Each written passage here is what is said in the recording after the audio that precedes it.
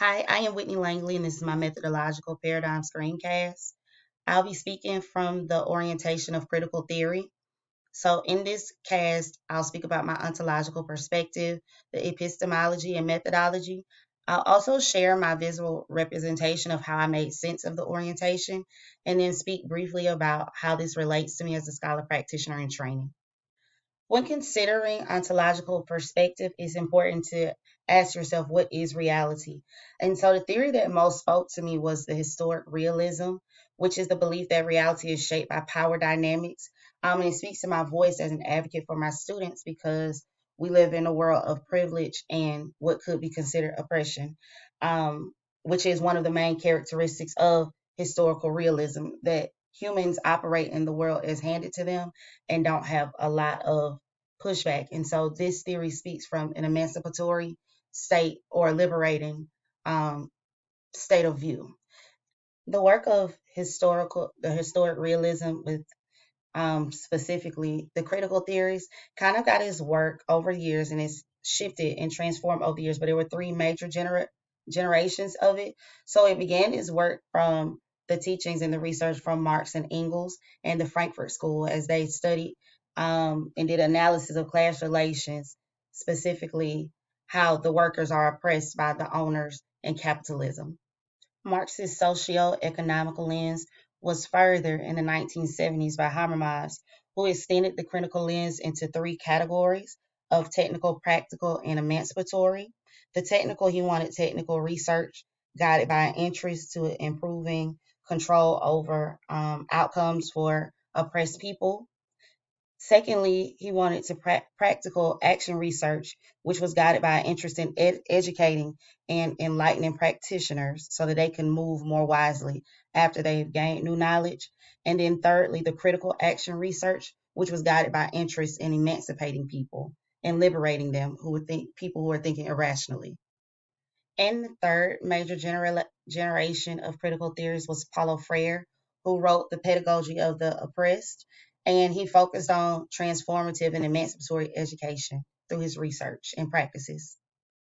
In identifying an epistemological perspective, it first came from a constructivist stance, and that is always interpretive, but from the critical lens, is transactional or subjectivist.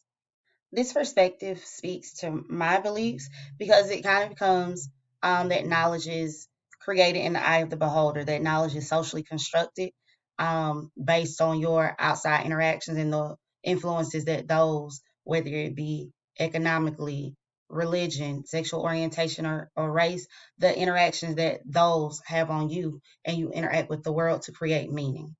So, Lincoln et al. Described this lens saying that we do have unique understandings and that they're being shaped by our experience. And it comes with the saying or the thinking that reality is human experience. And then another theorist, Stoddard, I'm so sorry if I mispronounced that, but they further that belief to say that if two people experience the world differently, then in fact their worlds are different. So it's transactional in that it's give and take. And that speaks to me as a researcher. The methodology in critical theory speaks to both the methodology and methods. So, how I'll collect or gather my information. And so, I think about ethnography or phenomenology as well as interviews and observations to achieve or collect that, gather the information.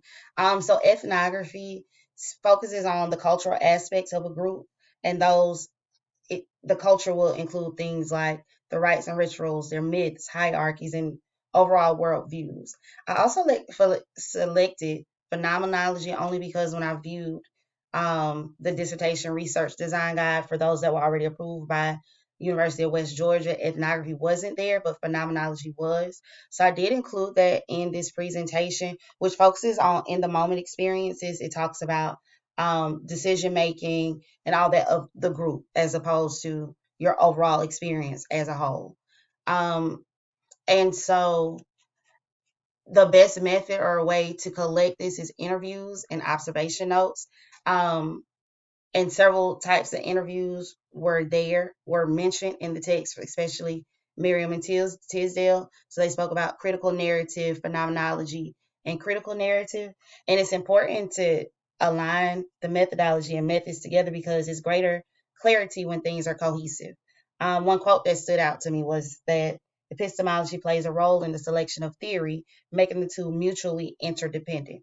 And there's just connectiveness and a connectivity and cohesion when you use the selected methods along with the methodology to help with the fluidity and cohesion of your story study. As I was studying, I thought about um, my paradigm in the breakdown of the methodological paradigm, much in the way of a taxonomy chart um, in the animal kingdom. So it begins with historical realism as a broad umbrella, and then it funnels its way down to being subjectivist, a methodology. Like I said, I do have ethnography there, but also phenomenology because it's dialogical and it's critical and the discourse is important. As I was reading through, it was important that you didn't just have one method of collection because observations won't be enough.